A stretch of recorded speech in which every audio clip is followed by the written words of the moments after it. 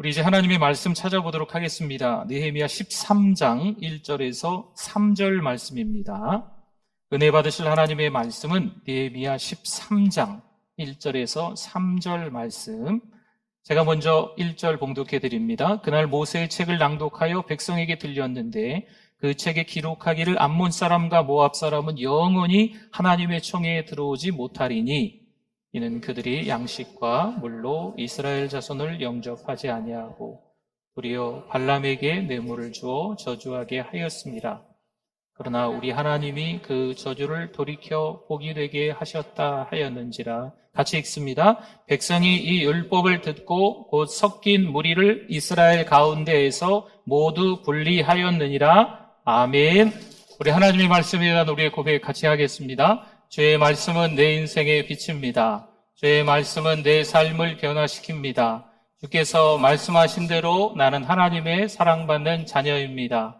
나는 축복의 통로입니다. 오늘도 주의 말씀에 내 마음의 문을 엽니다. 말씀하여 주옵소서. 듣고 깨닫고 말씀대로 살겠습니다. 아멘. 네, 오늘 잘 오셨습니다. 우리 옆에 분들, 앞뒤 분들 보시고 우리 반갑게 또 이번 주간에 추석이시잖아요. 추석도 잘 보내시라고 인사하시면서 우리 같이 한번 인사 나누겠습니다. 잘 오셨습니다. 추석 명절 잘 보내세요. 은혜 많이 받으세요. 잘 오셨습니다. 네. 네.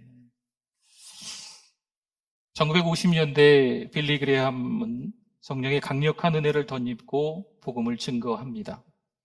그가 복음을 전하는 곳마다 사람들이 구름대같이 모여들었고 회심의 놀라운 역사가 일어났습니다. 그와 함께 동역했던 분 가운데 템플턴이라는 분이 있습니다. 함께 복음을 전했습니다. 템플턴 역시 가는 곳마다 하나님의 놀라운 은혜를 체험하게 되고 결국 그는 교회를 개척을 하게 됩니다. 그가 교회를 개척하자 1200여 명, 그 많은 사람들이 모여서 함께 예배를 드리게 되었습니다. 그러던 어느 날 템플턴이 아프리카에서 온 사진 한 장을 보고 회의가 들기 시작합니다. 그 사진에는 굶어 죽어 아들을 안고 하늘을 바라보고 있는 한 여인의 모습이 찍혀 있습니다. 진짜 하나님이 계신다면 이 천진난만한 어린아이가 이렇게 굶주려 죽을 수 있을까? 사단이 그의 마음에 작은 의심의 씨앗을 뿌립니다. 그 마음에 의심이 들기 시작하자 그는 설교도 할 수 없고 전도도 더 이상 할 수가 없었습니다. 결국 그는 설교자의 길을 포기하고 그의 신앙은 파손합니다. 작은 회의, 작은 의심 하나 들었는데 이렇게 되어버렸습니다. 페르시아 왕 아닥사스다는 느헤미야를 유대 총독으로 보냅니다. 물론 역사적으로도 왕 입장에서는 보낼 만한 사연이 있기는 했어요. 그리고 느헤미야도 고국으로 돌아가고 싶은 간절함이 있었습니다. 그렇다고 갈 수 있을까요? 누구의 허락이 있어야 될까요? 하나님의 허락이 있어야 가는 거죠. 하나님의 역사는 우리의 생각과 방법으로 예측할 수 없습니다. 나는 가고 싶어도 하나님이 가지 말라 하시면 갈 방법이, 갈 재간이 없어요. 나는 가기 싫어도 하나님이 가라 하시면 무조건 가야 되는 거예요. 도무지 우리가 이해되지 않는 방법으로 하나님은 역사하시는 줄 믿습니다. 그런데 왜 하필 느헤미야였을까요? 페르시아에 2세로 태어난 사람이 느헤미야밖에 없었을까요? 물론 스룹바벨도 에스라도 1차 기한한 2차 기한한 저들도 다 2세긴 했습니다.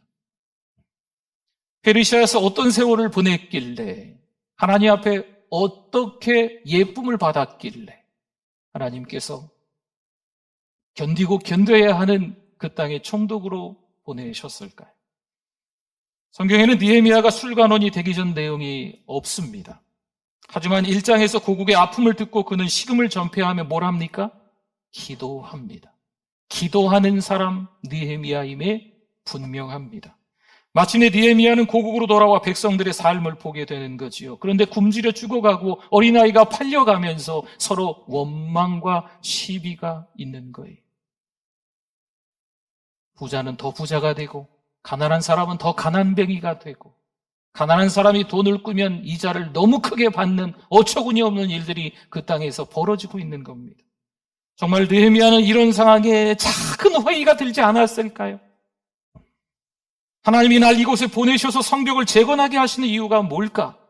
정말 하나님이 살아계신다면 왜 고국이 이렇게 황폐화되었을까? 궁금증일 수 있습니다.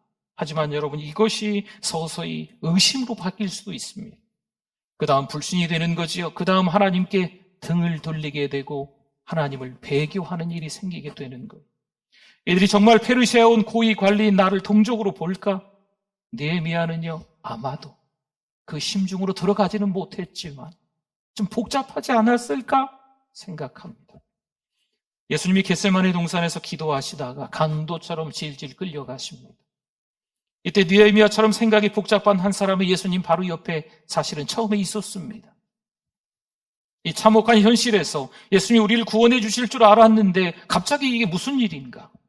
마태복음 26장 58절에 보면 그가 베드로였다는 것을 알 수 있습니다. 베드로가 멀찍이 예수를 따라 대제사장의 집들에까지 가서 그 결말을 보려고 안에 들어가 하인들과 함께 앉아 있더라. 아멘. 베드로는 누구보다 예수님 가장 가까이에 있었던 수제자, 으뜸 제자였습니다.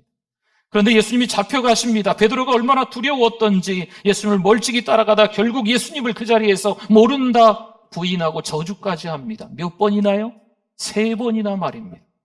성도 여러분, 베드로도 그랬는데 우리가 겪는 상황에 두렵지 않을까요? 우리가 원하지 않은 상황과 환경들이, 뜻하지 않은 일들이 자꾸 일어납니다. 나는 그래도 교회를 다니는데, 나는 그래도 신앙으로 살려고 하는데, 나는 그래도 하나님만 바라보고 살려고 하는데 우리가 원치 않은 상황과 환경들이 일어나는 것을 볼 수 있습니다. 내가 뜻하지 않은 대로 되어지는 거지요. 내가 가는 이 길이 맞을까? 불안합니다. 지금 겪는 상황을 견디기가 어렵습니다. 하나님은 정말 나를 사랑하고 계시는 건 맞을까?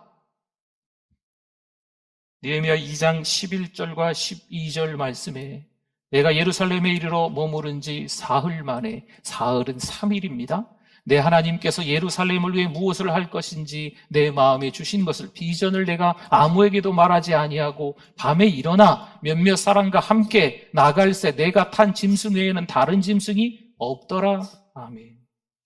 느헤미야가 총독으로 부임한 지 3일이 지나게 됩니다. 그런데 하나님께서 주신 비전을 누군가에게 말하지 않는 거예요. 그리고 그날 밤에 느헤미야가 몇몇 사람들에게 이야기하고 조용히 그들과 함께 성벽이 무너진 것을 보고 성문이 불탄 것을 보기 위해서 직접 순찰하러 나갑니다. 2장 17절과 18절 말씀에 후에 그들에게 이르기를 우리가 당한 곤경은 너희도 보고 있는 바라. 예루살렘이 황폐하고 성문이 불탔으니 자 예루살렘 성을 건축하여 다시 수치를 당하지 말자 하고 또 그들에게 하나님의 선한 손이 나를 도우신 일과 왕이 내게 이른 말씀을 전하였더니 그들의 말이 일어나 건축하자 하고 모두 힘을 내어 이 선한 일을 하려 하매. 아멘. 느헤미야가 오자마자 총독의 지휘로 성벽 재건을 하자 했으면 어떻게 되었을까요? 여러분, 그 지역의 패권을 쥐고 있는 페르시아입니다. 그 페르시아 전에 바벨론은요, 한 60년간 유지하다가 그 나라가 없어졌어요. 그러나 이 페르시아는요, 무려 200년 동안 그 지역의 패권을 장악합니다. 200년이면 상당히 긴 거지 않습니까? 그 페르시아의 왕 아닥사스다의 최측근 느헤미야가 유대 총독으로 온 거죠. 여러분, 총독의 지위가 얼마나 대단할까요? 자, 우리 성벽을 지읍시다 하면 일은 할 수 있겠지요. 하지만 신뢰가 없습니다. 사실 그 안에 하나님이 안 계실 수 있어요. 느헤미야는 직접 백성들의 아픔의 현장에 가서 함께 공감합니다. 말로만 들었는데 직접 그 현장을 눈으로 보는 거지요. 그리고 가슴으로 먼저 느끼고 난 다음에 그들에게 함께 건축하자. 내가 하려는 게 아니고 하나님이 하려 하신다 말씀하는 거죠. 이에 함께 성벽 재건을 시작합니다. 여러분, 하나님께서 허락하셔서 총독으로 온 것입니다. 하나님께서 하게 하셔서 성벽 재건을 하게 되는 것입니다. 그러면 그 일이 더 이상 막힘이 없이 술술 잘 풀려야 되는 거 아니겠습니까? 그러나 그렇지 않습니다. 방해와 모함이 있습니다. 특히 한 사람 암몬의 총독 도비아의 만행은요, 여기 13장까지 등장을 합니다. 주변을 맴돌며 일부러 신경을 거슬리게 해서 낙심하게 만들려 하는 속셈인 거지요. 성벽 재건을 본격적으로 해보자 하는데 그가 업신여기고 비웃습니다. 이렇게 말이죠. 너희가 짓는 그 성벽은 여우가 올라가도 곧 무너지리라 비아냥거립니다. 또한 느헤미야와 가까운 선지자에게 뇌물을 주고 잘못된 예언을 하게 하는 거지요. 느헤미야가 범죄하도록 유혹하고 악한 말을 지어 비방하고 있습니다. 어느 날이었어요. 성벽 재건을 이젠 어쨌든 눈앞에 두고 있습니다. 그런데 이 방해했던 세력들이, 외부의 적들이 느헤미야를 부르는 거죠. 한 번, 두 번, 세 번, 네 번씩이나 우리 함께 만나서 대화하자, 협상하자. 그러나 예루살렘에서 너무나 먼 거리입니다. 35km나 떨어져 있고 사마리아는 근방인 거죠. 이들의 속셈은 느헤미야를 죽이려고 하는 거죠. 누군가 이런 말을 해요. 대의가 중요하긴 하겠지만 대세도 돌아보기도 해야 한다는 거예요. 여론을 들어봐야지, 다들 그렇게 생각하는데 그렇게 해야지요. 만약 그렇게 느헤미야가 했다면 그들의 손에 죽었겠죠. 성벽도 재건하고 적들과도 화해하면 얼마나 아름다운 결말이겠나요? 해피엔딩 아닐까요? 그러나 오늘 우리들이 느헤미야 부흥회를 통해서 탁월한 영성의 소유자, 탁월한 리더인 느헤미야에 대한 말씀을 나누지는 못했겠죠. 6장 3절을 한번 보겠습니다. 내가 곧 그들에게 사자들을 보내어 이르기를 내가 이제 큰 역사를 하니 내려가지 못하겠노라. 단호하지요. 어찌하여 역사를 중지하게 하고 너희에게로 내려가겠느냐 하매. 아멘. 느헤미야는 대세보다 대의가 중요함을 깨닫습니다. 여러분, 이거 놓치시면 안 돼요. 우리가 이 땅을 살아가면서 돈 문제와 결부돼 가지고 우리를 유혹합니다. 또한 여론몰이가 결부되어서 우리를 유혹하고 우리를 시험에 빠지게 하고 잘못된 선택을 하게 하는 일들이 십상입니다. 그러나 여기서 중요한 건 대의입니다. 모두가 다 그렇게 생각해도 한 사람 영적 지도자가 대의가 중요하면 여러분 그것을 따라야 됩니다. 지금은 저들과 만나서 대화할 때가 아닌 거지요. 그 다음에 그들을 보십시오. 봉하지 않은 편지를 보내서 이상한 소문이 나게끔 만들어버리는 거예요. 성도 여러분, 이때 정확한 진단이 필요해요. 분별력이 있어야 한다는 거지요. 누구나 다 만나서 대화할 필요가 없습니다. 불평하고 비방하고 부정적인 말을 하는 사람들과는 좀 거리를 두십시오. 산발랏, 도비야, 게셈은 우리가 만나 대화할 대상이 아닙니다. 그들은 악한 자들입니다. 6장 17절에서 19절 말씀을 보면 또한 그때 유다의 귀족들이, 어디 귀족이요? 사마리아의 귀족들이, 암몬의 귀족들이, 아라비아의 귀족들이, 아수다의 귀족들이, 동서남북에서 외적인 세력들의 귀족들이 아니에요. 지금 예루살렘 경내에 있는 유다의 귀족들이 여러 번 도비아에게, 암몬의 총독인 도비아에게 편지하였고 도비아의 편지도 그들 귀족들에게 이르렀으니 도비아는 아라의 아들 스가냐의 사이가 되어 사돈지간이 되지요. 도비아의 아들 여호하난과 베랴가의 아들 무술람의 딸을 아내로 맞이하였으므로 유다에서 그와 동맹한 자가 많음이라. 그들이 도비아의 선행을 느헤미야 앞에 말하고 또 느헤미야의 말도 그에게 도비아에게 전하매 도비아가 내게 편지하여 나를 두렵게 하고자 하였느니라. 아멘. 기가 찰 노릇이죠. 암몬 사람 도비아가 유다의 귀족들을 쥐고 흔드는 거예요. 그리고 느헤미야가 했던 말을 다 도비아가 듣고 그 내용을 편지로 보내서 두렵게 마치 협박처럼 하는 것이요. 내가 너의 말한 내용을 다 안다. 이런 식인 거예요. 이런 상황에 느헤미야가 얼마나 답답할까요? 분명 누구든지 반복적으로 끊임없이 괴롭히면 낙심할 수 있습니다. 여러분 마음 잡고 저를 괴롭혀 보십시오. 그러면 제가 낙심하게 됩니다. 낙담하게 됩니다. 목사인 저도 신앙생활을 잘하는 우리 성도들도 예외가 아닙니다. 끊임없이 방해하면 누구든지 다 그럴 수 있습니다. 하나님이 보내셨는데 도대체 왜 이런 일이 계속 일어날까? 작은 의심의 씨앗이 뿌려질 수 있다는 거죠. 그런데 느헤미야는 어떨까요? 변함이 없습니다. 6장 15절 말씀을 볼까요? 성벽 재건 역사가 52일 만인 엘루럴 25일에 끝남에 아멘. 보세요. 성벽 재건이 끝났습니다. 이제 느헤미야가 온 목적이 끝난 걸까요? 만약 단순한 성벽 재건이 목적이었다면 이제 느헤미야는 돌아가면 됩니다. 페르시아의 안정적인 삶이 여전히 느헤미야를 기다리고 있습니다. 느헤미야는요, 유대 땅에서 태어난 게 아니에요.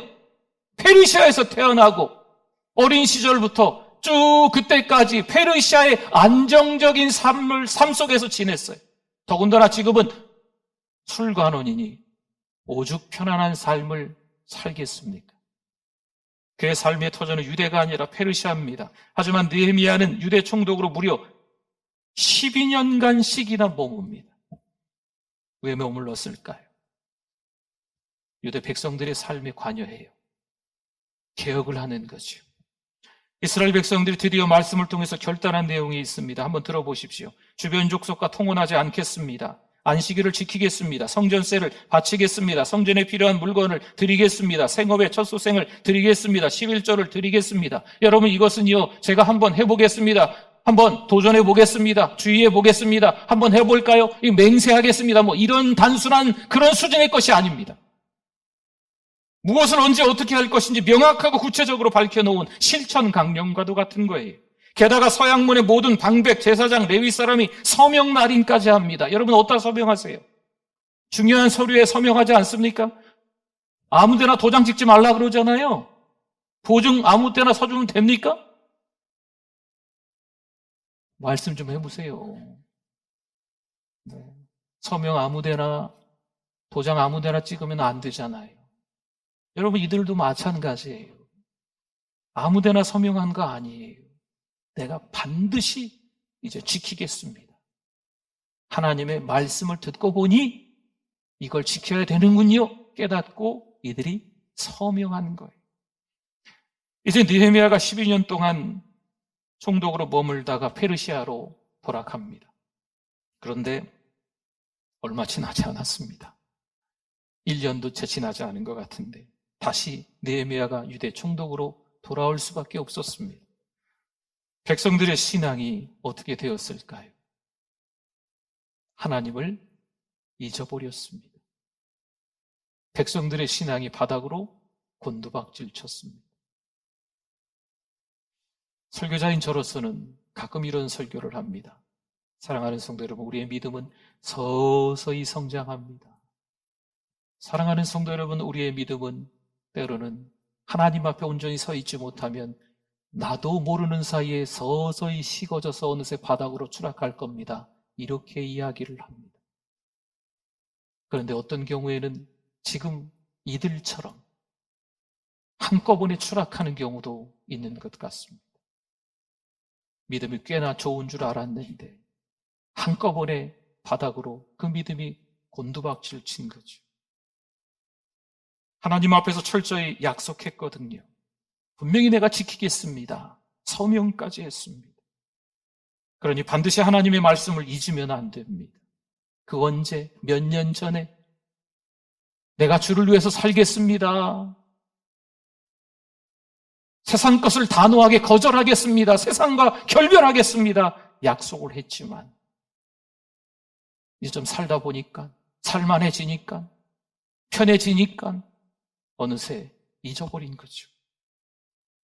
사랑하는 성도 여러분, 하나님의 말씀을 잊으면 안 됩니다. 하나님의 말씀을 잊으면 다시 죄의 종로로 탈 수밖에 없어요. 노예 근성이 여전히 남아있는 거죠. 보세요. 또 도비아가 등장해서 문제를 일으키는 것이 있습니다. 4절과 5절 한번 볼까요? 이전에 우리 하나님의 전에 방을 맡은 제사장 엘리야십이 대제사장입니다. 도비아와 연락이 있었으므로 도비아를 위하여 한 큰 방을, 성전 안에 있는 한 큰 방을 만들었으니 그 방은 원래 소재물과 유향과 그릇과 또 레위 사람들과 노래하는 자들과 문지기들에게 11조로 주는 곡물과 새 포도주와 기름과 또 제사장들에게 주는 거제물을 두는 곳이라. 아멘. 제사장이 암몬 사람 도비아와 좀 내통했던 것 같습니다. 여전히. 그래서 성전의 한 큰 방이 성전 기구들로 차 있는데 이것들을 다 끄집어내고 도비아에게, 암몬의 총독 도비아에게 내주는 거죠. 8절과 9절 한번 볼까요? 내가 심히 근심하여 도비아의 세간을 그 방 밖으로 다 내어 던지고 명령하여 그 방을 정결하게 하고 하나님의 전에 그릇과 소재물과 유향을 다시 그리로 들여 놓았느니라. 아멘. 느헤미야가 얼마나 속상했을까요? 과연 하나님이 이 민족을 사랑하시는 게 맞을까? 무려 한두 해도 아니고 12년 동안 그들과 동고동락하면서 총독의 녹을 받지도 않으면서 그 가운데서 이스라엘 백성들이 하나님의 말씀을 통해서 결단하는 장면을 두 눈 똑바로 뜨고 쳐다보고 모두 함께 아멘 아멘 하며 모두가 함께 일어나 하나님을 경배하고 엎드려 하나님을 찬양했던 그들이었는데 이제는 그들이 하나님을 망각하고 있는 거죠. 한술 더 떠서 암몬 사람 도비아가 하나님의 전에 큰 방을 차지하고 있는 거예요. 도비아의 모든 물건을 밖으로 던져버립니다. 그 방을 깨끗이 하고 다시 성전 기구들을 들여다 놓는 거죠. 믿음의 조상 아브라함의 조카 롯이 잘못된 선택을 한 적이 있었잖아요. 이 조카 롯은 아버지가 죽고 난 이후에 삼촌 아브라함과 함께 지냈습니다. 누구와 함께 지내느냐, 그거 중요한 것 같아요. 롯이 믿음의 조상 아브라함과 함께 있으면서 좋은 날들이 참 많았던 것 같습니다. 양들도 많아지고 그 양들을 관리하는 목자들도 많아지고, 그런데 아브라함의 목자와 이 롯의 목자가 다투게 돼서 아브라함이 이제 롯에게 우리가 이제는 무리가 많으니 좀 떨어져 지내자. 조카야, 너부터 선택해라. 그런데 이 버르장머리 없는 조카가 먼저 가장 좋은 곳이라고 생각하는 화려함과 크기로 보고 소돔과 고모라를 선택합니다. 소돔과 고모라의 그 곳으로 추정되는 지역을 요즘에 발견했더라고요. 네. 아무튼 그곳에서 어떤 일이 벌어집니까? 겨우겨우 이 롯과 두 딸이 살아나오지만 함께 밤을 보내고 후손으로 태어나는 자녀들이 누군지 아십니까? 암몬 사람과 모압 사람입니다. 도비아가 어디 사람이라고 했어요? 암몬 사람이라고 했잖아요. 신명기 23장 3절에서 6절, 그리고 오늘 본문도 똑같은 기록이었지요. 암몬 사람과 모압 사람은 여호와의 총회에 들어오지 못하리니 그들에게 속한 자는 10대뿐 아니라 영원히 여호와의 총회에 들어오지 못하리라. 그들은 너희가 애굽에서 나올 때 떡과 물로 너희를 길에서 영접하지 아니하고 메소포타미아의 부돌 사람 부올의 아들 발람에게 뇌물을 주어 너희를 저주하게 하려 하였으나 내 하나님 여호와께서 너를 사랑하심으로 내 하나님 여호와께서 발람의 말을 듣지 아니하시고 내 하나님 여호와께서 그 저주를 변하여 복이 되게 하셨나니 내 평생에 그들의 평안함과 형통함을 영원히 구하지 말지니라. 아멘. 암몬과 모압 사람은 이스라엘 백성을 저주하려 했습니다. 그들은 총회에 들어오지도 못하고 평생 평안함과 형통함도 없습니다. 암몬 사람 도비야. 안타깝게도 느헤미야가 그토록 원했지만 사실 이 느헤미야 13장에서 뭔가 이게 해피엔딩으로 뭔가 말씀을 전하는 설교자로서 말씀을 듣는 여러분들의 입장에서 은혜로 시작했으니까 은혜로 마무리가 잘 돼서 이스라엘 백성들이 다시 하나님 앞에 회개하고 하나님만 바라보고 살아갔구나, 이렇게 말씀을 전하고 싶지만, 그렇게 여러분도 말씀을 듣고 싶지만 그러지 않습니다. 백성들이 이 안타까운 모습이, 조금도 나아지지 않은 이 모습이 말라기서에 기록이 되어 있어요. 구약 성경 맨 끝에 책이 말라기입니다. 지금 느헤미야 시대의 역사적 배경과 이 말라기의 배경이 같습니다. 그래서 이스라엘 백성들의 이 연약한 모습이 그대로 말라기서에 다 기록되어 있어요. 말라기서를 읽으며 구약의 영적 흐름을 깊이 있게 들여다볼 수가 있습니다. 이스라엘 백성들이 영적 의무를 소홀히 여겼음을 말라기는요 비난하고 있어요. 이제 전심으로 하나님께 돌아와라, 신실함을 회복하라, 말라기 선지자는 촉구하고 있는 거예요. 동일하죠. 우리도 이제 회개하고 회복해야 될 때인 줄 믿습니다. 히브리서 10장 24절과 25절 말씀에 서로 돌아보아 사랑과 선행을 격려하며 모이기를 패하는 어떤 사람들의 습관과 같이 하지 말고 오직 권하여 그날이 가까움을 볼수록 더욱 그리하자. 아멘. 사랑을 베풀고 선한 행동을 하도록 격려하는 우리 모두가 되기를 축원합니다. 먹고 살기 바빠서, 돈 버냐고 바빠서, 자식 키우냐고 바빠서, 정신없이 인생을 살다가 너무 바빠서 교회 나오기가 힘든 거죠. 예전에는 그래도 하나님의 은혜 생각하면 아멘 하며 눈물을 글썽이었는데 이제 살다가 보니까 그게 없어진 거죠. 어찌어찌해서 교회는 나오는데 하나님의 은혜에 대한 갈급함, 사모함은 많이 없어진 거죠. 성도 여러분, 신앙이 회복될 수 있기를 바랍니다. 나의 신앙만 회복되는 게 아니에요. 내 신앙이 회복되면 내 가정 식구들의 신앙이 회복됩니다. 나의 신앙이 회복되면 내 주변에 있는 성도들의 신앙이, 지금 교회 나오지 못하는 그들이 생각이 나고 그들을 위해서 기도하게 되고 그들을 위해서 방문하게 되는 거예요. 여러분, 마귀가 건네는 의심의 눈초리에 넘어가지 마십시오. 그 확실하게 단호하게 거절하시고 사랑하실 수 있기를 바랍니다. 로마서 8장 28절 말씀은 같이 한번 읽어주십시오. 우리가 알거니와 하나님을 사랑하는 자 곧 그의 뜻대로 부르심을 입은 자들에게는 모든 것이 합력하여 선을 이루느니라. 아멘. 사랑하는 성도 여러분, 우리는 하나님의 사람입니다. 우리는 거듭난 사람입니다. 우리는 하나님의 자녀입니다. 역시 우리는요 하나님의 걸작품인 줄 믿습니다. 우리는 하나님을 경외하고 있습니다. 그럼에도 불구하고 우리의 상황은 좋지 않을 수 있습니다. 우리가 원하지 않는 길로 지금 가고 있을 수 있어요. 하나님이 이 길로 가게 하시는 게 맞을까 싶을 때가 있습니다. 어떤 렌즈가 눈에 잘 맞나요? 감사의 렌즈입니까? 아니면 불평의 렌즈입니까? 성도 여러분, 보이는 게 불평보다는 감사이기를 축원합니다. 과연 누구에게 초점을 맞추면 될까요? 여러분, 상황과 환경이 중요한 게 아니고 누구에게 초점을 맞추느냐, 어떤 렌즈를 끼고 있느냐에 따라서 세상이 그렇게 보이는 거예요. 하나님께 초점을 맞추실 수 있기를 바랍니다. 하나님은 모든 것이 합력하여 선을 이루기 원하십니다. 우리의 시선이 돈에 머물면 안 됩니다. 인기에 머물면 안 됩니다. 명예에 머물면 안 됩니다. 그렇게 되면 우리는 성물 인생이 됩니다. 불평과 원망이 생겼다면 이젠 바뀌셔야 합니다. 작은 의심 하나가 불신이 되고 하나님의 사람과 등을 돌리는 어처구니 없는 꼴이 됩니다. 악순환이 됩니다. 아픔의 현장을 또 보게 되는 거죠. 하나님께 시선을 두십시오. 하나님께 집중하세요. 하나님이 하게 하시는 생각인지 분별하셔야 됩니다.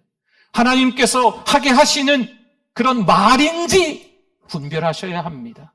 하나님께서 하게 하시는 그런 감정인지까지도 분별하셔야 됩니다. 작은 의심하다가 신앙을 송두리째 잃어버립니다. 여러분, 믿음이 서서히 올라가고 서서히 식는 줄 알았는데 아니더라니까요. 어느 날 갑자기 그렇게 믿음 좋았던 분이 바닥으로 추락하는 일이 있습니다. 공동체를 허물 수 있습니다. 이제 우리가 서로 신뢰할 때입니다. 믿음의 사람들이 함께 웃으시고 서로 축복해 주실 수 있기를 바랍니다. 주님 안에서 서로 많이 사랑하실 수 있기를 축원합니다. 아멘. 우리 오늘 말씀 생각하면서 우리 주여 한번 부르시고 기도합니다. 주여, 하나님 아버지 감사합니다. 회개합니다. 참회합니다. 하나님의 은혜로 살아가야 되는데 속상하다고 원망하고 불평하면서 하나님의 말씀대로 살지 못한 우리를 용서하여 주시옵소서. 하나님 아버지, 근심과 염려, 하나님 핍박이 여전히 우리를 괴롭히고 우리를 아버지 하나님 병들게 하고 있습니다. 하나님, 내 욕심껏, 내 기분껏, 내 마음껏 상했다고, 상했다고 아버지의 엉터리 말들을 늘어놓는 우리의 아버지 부족함을 용서하여 주시옵소서. 하나님, 이제는 사랑하기를 원합니다. 이제는 사랑해야 될 때인 줄 믿습니다. 하나님의 열심으로 십자가 사랑을 우리에게 주셨던 것처럼 우리도 사랑하게 하여 주시옵소서. 하나님 아버지의 은혜를 감사합니다. 하나님이 우리를 얼마나 많이 사랑하셨는지 예수 그리스도의 십자가로 보여주셔서 감사합니다. 하나님, 여전히 우리는 기분 나쁘면, 마음 상하면 다 때려치고 싶은 생각이 듭니다. 연약한 우리를 용서하여 주시고 회개하게 하여 주시며 다시 한번 믿음으로 살아가야 되겠다 다짐하고 하나님을 잊지 않고 그 사랑 때문에 사랑을 베풀며 살아가게 하여 주시옵소서. 예수님의 이름으로 기도드립니다. 아멘.